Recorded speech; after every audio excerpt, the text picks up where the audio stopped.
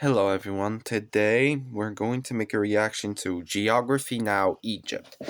Let's learn about the one of the oldest countries as well, since we did Greece and now let's do Egypt. And this is my finale of 4 reactions today because tomorrow I'll do one single video and I'll continue 4 reactions by August. Hey guys, meet my friend Mohab. Alright. Hey everyone. He's a real Egyptian. Tell us. Alright then. Egypt. There's a lot more than just. Do I have an pyramids Egyptian and heritage? mummies. No, I Are don't you have. kidding me? Come on. I'm There's not the Muslim. Biblioteca Alexandrina, No Sharm offense. el-Sheikh, Luxor, Aswan, the Opera House. Intro first. Intro first. Let's learn about Egypt. Geography now. Hey everybody, I'm your host Barbie. We have reached Egypt. From movies to toys to fashion magazines, the world has been saturated with iconic images of what it perceives Egypt to be for years. But with the help of my friend Mohab, we're going to jump in and see what's really going on. Okay. Yeah, that's the plan. That's the plan. Okay, let's learn about Egypt.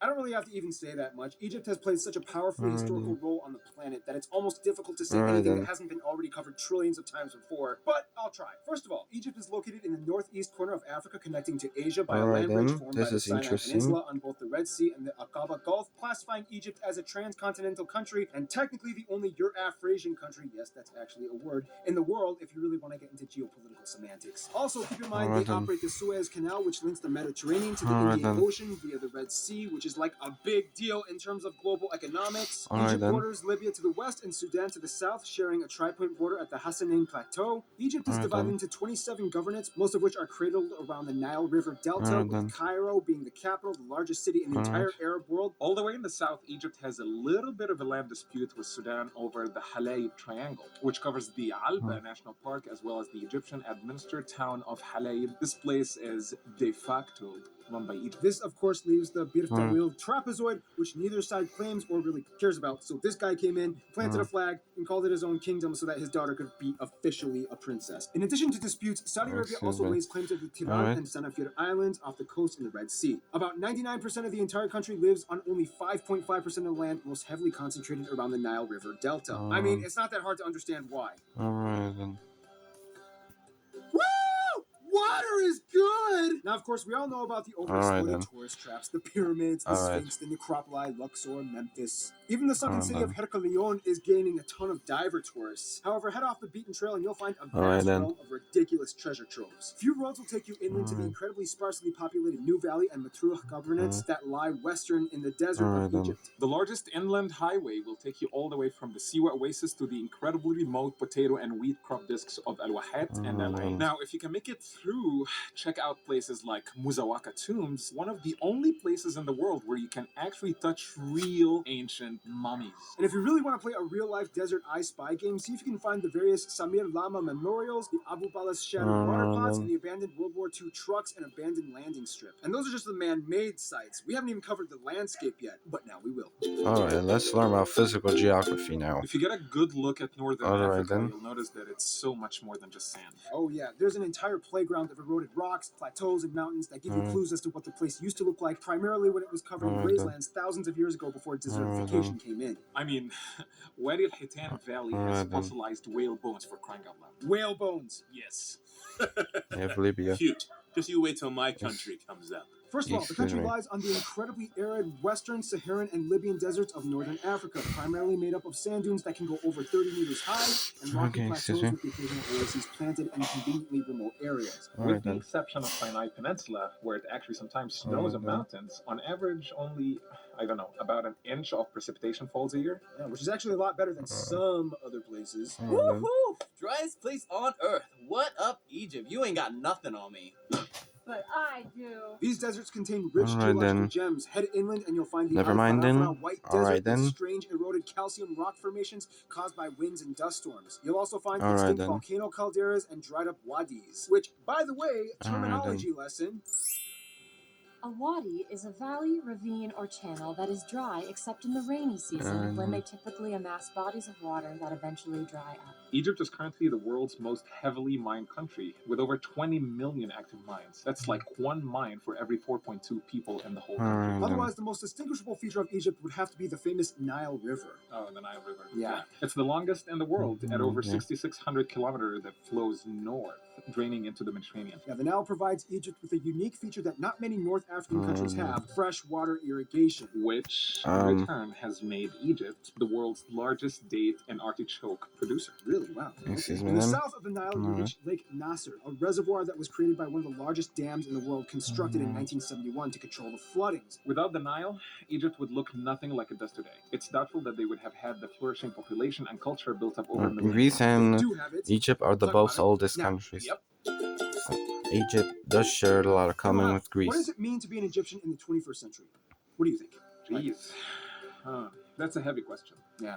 I don't even know where to begin. With a population around 90 million, Egypt is the world's largest Arab country and the third largest in Africa after Nigeria and Ethiopia. At around 91%, the country identifies as ethnically Egyptian, whereas the I'm not remaining Egyptian. 9% come from a wide range of nationalities like Turks, Greeks, Bedouins, Berbers, and Nubians. In a sense, Egypt is kind of disputably considered the world's oldest nation.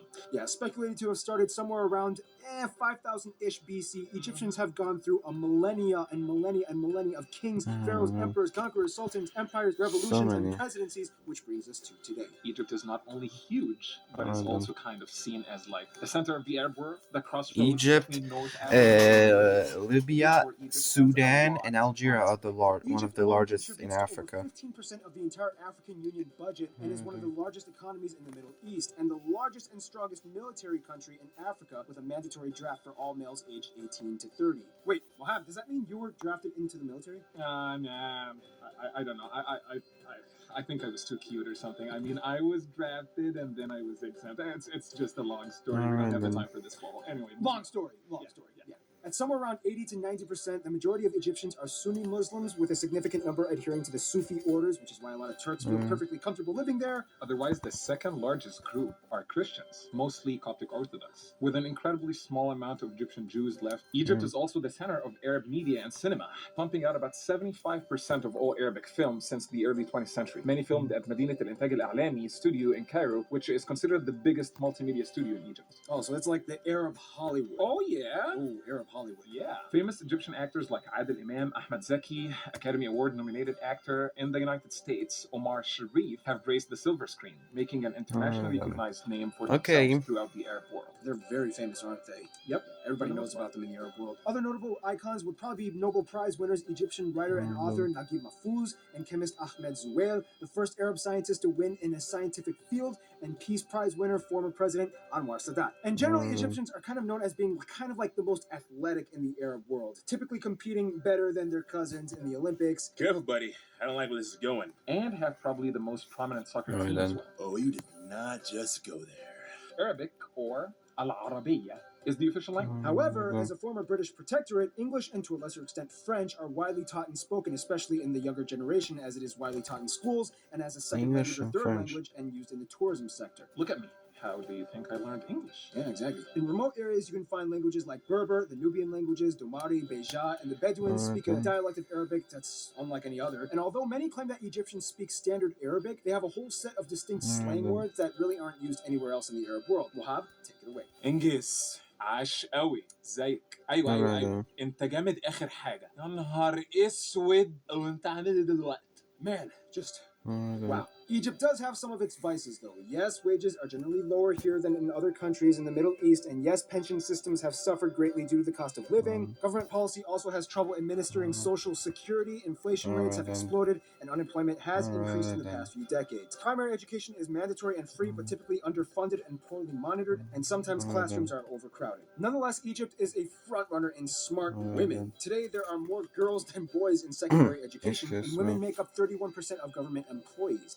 And this is the part where we have to talk about the revolution. Mohab, can you summarize this? Because, you do it. You're the expert. On February 11th, 2011, Vice President Omar Suleiman announced that Mubarak would resign as president, turning power over to the Supreme Council of the Armed Forces. The Muslim Brotherhood took power in Egypt through a series of popular elections, with Egyptians electing Islamist Mohammed Morsi. However, Morsi's government encountered fierce opposition from secularists and members of the military, and mass protests broke out against his rule in June 2013. Morsi Morsi was deposed by a coup d'etat led by the Minister of Defense. General Abdel Fattah Sisi, who became a hero figure in the eyes of many Egyptians and was eventually elected president himself in 2014 election. According to the Egyptian government, Sisi was elected with 97% of the vote, and he is the current president of Egypt. Awesome. Couldn't have said it better myself.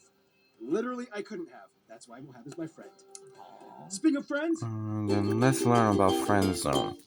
when it comes to friends, you kind of have to factor in two things for Egypt. What does the government approve of, and was it before or after 2013? First of all, Egypt is part of the Arab League, whose headquarters are in Cairo, so naturally they have ties pretty much with every Arab country in the world. Before 2013, they were really good friends with Turkey and Qatar, which were close politically in their views regarding development, but then after 2013, ties were dramatically strained, and they favored Saudi Arabia more. Saudi especially Arabia. gave them a lot This would be more the thumbnail. financial support. Keep in mind, the general public has a lot of different opinions on this, and there is no universal consensus. Then we get to Israel and Palestine.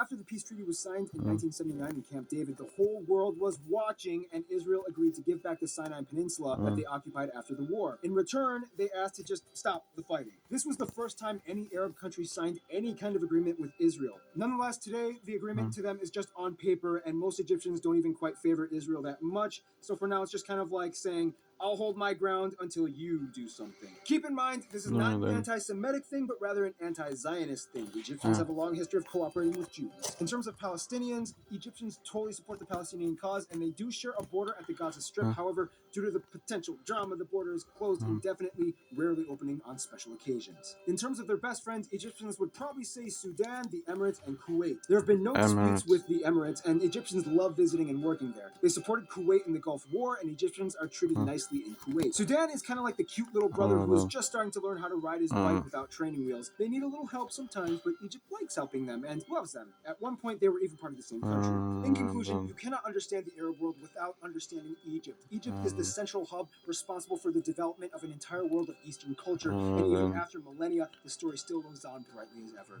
Did I get that right, Mohab? It's like you're reading in my soul. Stay tuned. El Salvador is coming up next. Goodbye.